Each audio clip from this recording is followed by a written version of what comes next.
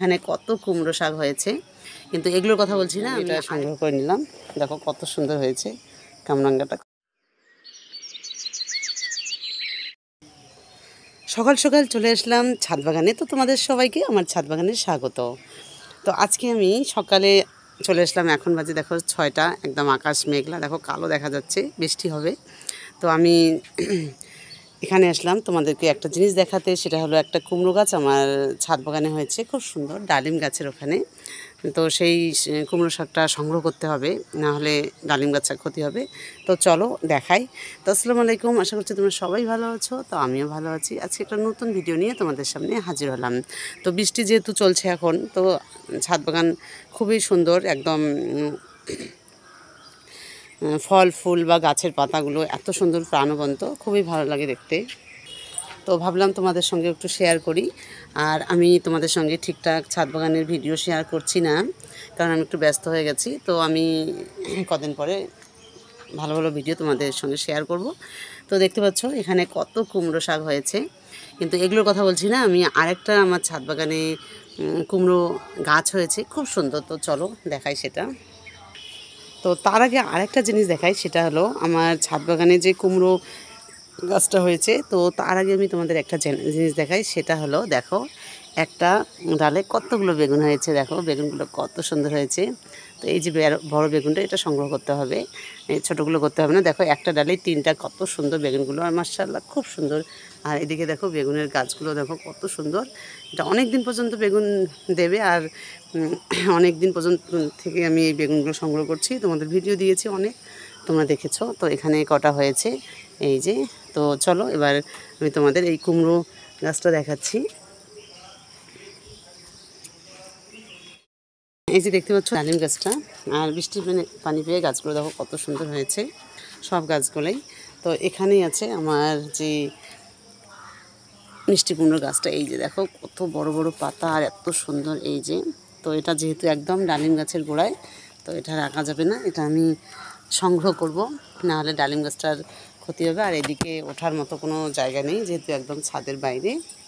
আর আরেকটা জিনিস দেখাই, দেখো সবেদাগুলো কত কত বড় হয়েছে, এই যে দেখো মাশাআল্লাহ কত বড় হয়েছে।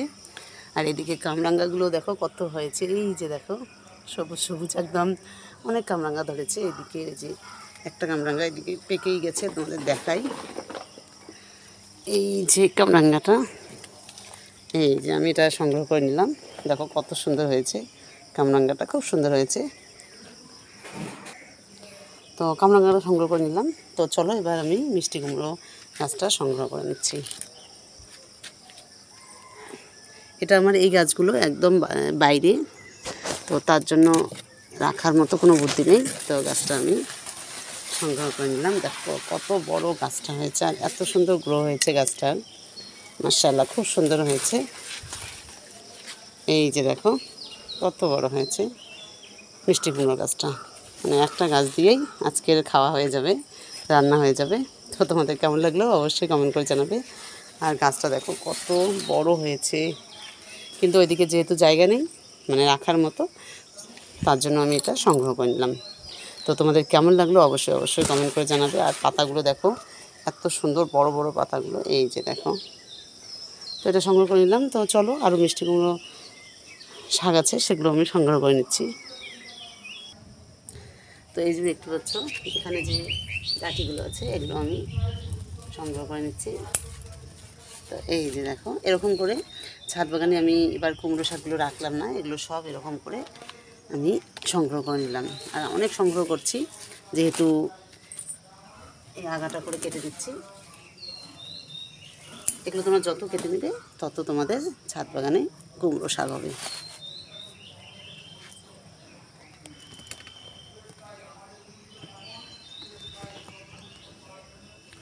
তো এই যে এদিকেও আছে, দেখো কত সুন্দর হয়েছে।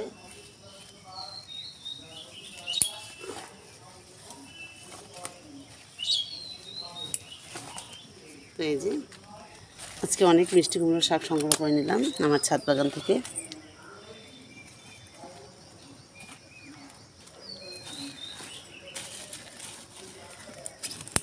তো মাশাআল্লাহ খুব সুন্দর হয়েছে, এই যে দেখো।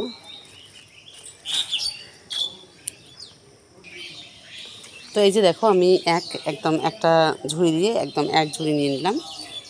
তো এখানে একটা নিয়ে নিলাম। তো এই যে দেখো কতগুলো কুমড়ো শাক সংগ্রহ করলাম সকালে উঠে আজকে রান্না করার জন্য।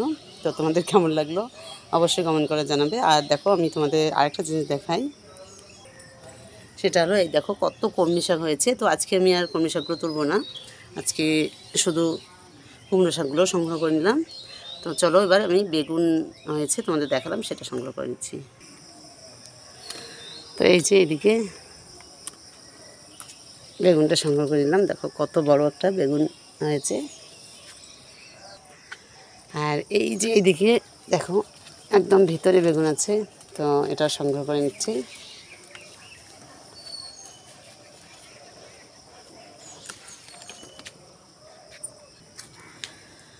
আর এই যে এখানে একটা ঢেঁড়স, সেটা সংগ্রহ করে নিলাম। তো ছাদ বাগানে আসলে তোমরা প্রচুর সবজি সংগ্রহ করতে পারবে।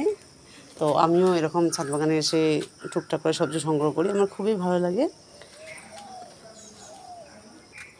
আর এই জায়গাটা দেখাই, দেখো এখানেও যে কটা ঢেঁড়স গাছ আছে, এই যে দেখতে পাচ্ছ কত সুন্দর একদম মানে সুন্দর ঢেঁড়স গাছগুলো। তো সেখান থেকেও আমি দুটো ঢেঁড়স সংগ্রহ করে নিচ্ছি, কারণ ঢেঁড়সগুলো একটু বড় হলে আর খাওয়া যায় না। তো এই যে দেখো এখান থেকেও দুটো ঢেঁড়স সংগ্রহ করে নিলাম। আর এখানে এই যে মরিচগুলো, প্রচুর মরিচ হয়েছে আমার ছাদ বাগানে। তো এই গোল গোল মরিচগুলো প্রচুর হয়েছে।